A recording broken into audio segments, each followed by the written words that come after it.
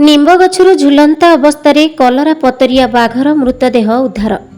गंजाम जिला खलिकोट बनखंड अंतर्गत कविसूर्य नगर जरड़ पहाड़ निकटरू एक कलरा पतरिया बाघर मृतदेह उद्धार होईछि। एक निम्ब गछरे झुलंता अवस्था बाघटीर मृतदेह देखि ग्रामवासी वन विभाग को खबर देइथिले। प्राथमिक सूचना अनुसार शिकार पाई बिछा जाउथिबा फासरे बाघटी फसी जाइथिबा संदेह करा जाइछि।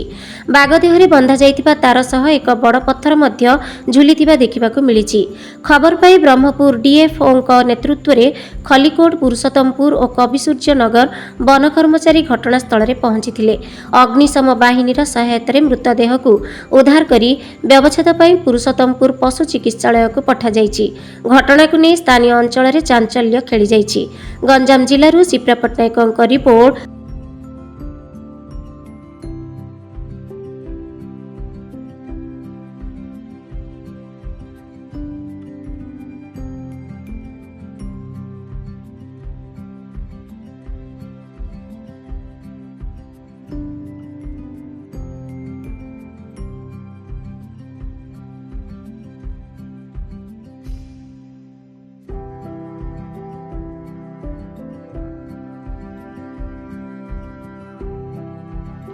बहुत दुर्भाग्य कथा आम पंचायत भी बहुत दुर्भाग्य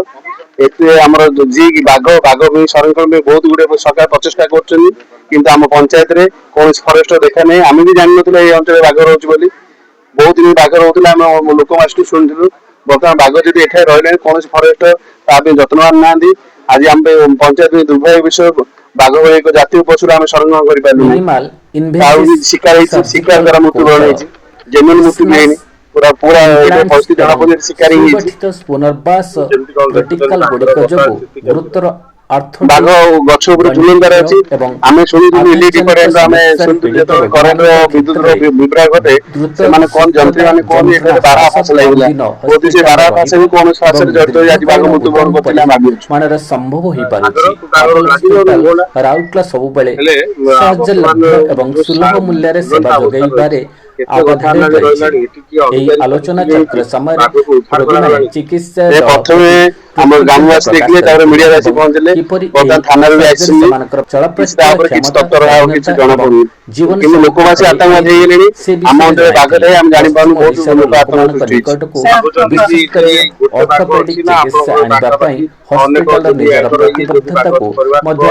दोहराई छी जहा द्वारा निश्चित रूपे गोटी बाग अछि तांकर गोटे परिवार अछि प्रजातिर विभिन्न बाग भी एटा फाइबर में नाश करिवो सर जत्ते बेले गोटे बाग रोजी प्रथम तो